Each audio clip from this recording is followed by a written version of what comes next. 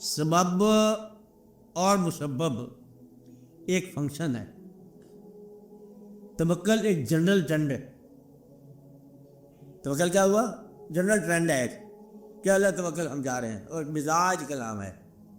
اور سبب کا مطلب کیا ہے کہ بغیر سبب کے، اور وہ کہتا ہے کہ ایک آواز نحن نرزق، بے واسطہ شنیدہ۔ اب یہ مصرع ہو گیا، آواز نحن نرزق بے واسطہ شنیدہ۔ نحن نرزق کا معنی ہم رزق دیتے ہیں۔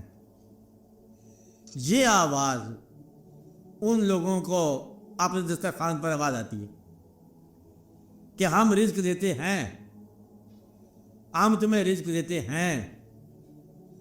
اب مطلب بھائی درمیان میں وہ فنکشن نہیں آپ دیکھ رہے کہ آپ نے پیسہ دیا، وہ آدمی لایا سبزی، آپ گئے اور آپ آئے اور باورچی کو کی تنخواہ بھی آپ سے دینا ہے نا۔ آواز نحن نرزق، ہم رزق دینے والے ہیں۔ اگر آپ کو اپنے کھانے میں رزق دینے والے، چلو روز کی بات چھوڑو، آج آپ نے کو پکایا، پتہ نہیں بلا نے پکایا کہ کسی نے پکایا، ہمیں تو آج ملا اللہ کا رزق پکا۔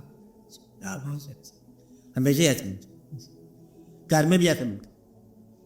اگر آپ یہ کہو نا کہ رزق اللہ کو دے رہا ہے تو پھر آپ کی کیفیت ہی اور ہو جائے۔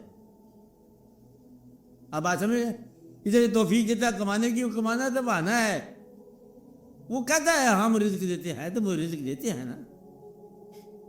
وہ کہتا ہے میں اگر صرف بادل بارش ہی نہ کروں تو میں سمجھ آ جائے کہ ہے کیا چیز تمہارے لیے۔ سارا جسے غلامیات کہتے ہیں نا، وہ جانور ہیں جو پیدا کیے ہوئے ہوتے ہیں۔ باقی ساری چیزیں جو ہیں وہ بارش سے بدلے زمین میں سے پیدا ہونے والی چیزیں ہیں۔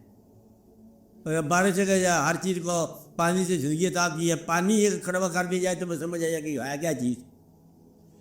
تو اتنی بات اگر سمجھ اور اعتماد آ جائے کہ مسبب کچھ اور ہے، سبب کچھ اور ہے، ہم سبب کے اندر گرفتار ہیں اور وہ مسبب ہے۔ مسبب سے کبھی رابطہ کر لو تو آپ کو عالم اسباب یوں میز پر آپ کے سامنے تشریح کھلتی جائے گی۔ کیا کھلتا جائے گا؟ عالم اسباب یوں، یہ عالم اسباب جو ہے نا یہ سارا واضح ہوتا جائے گا۔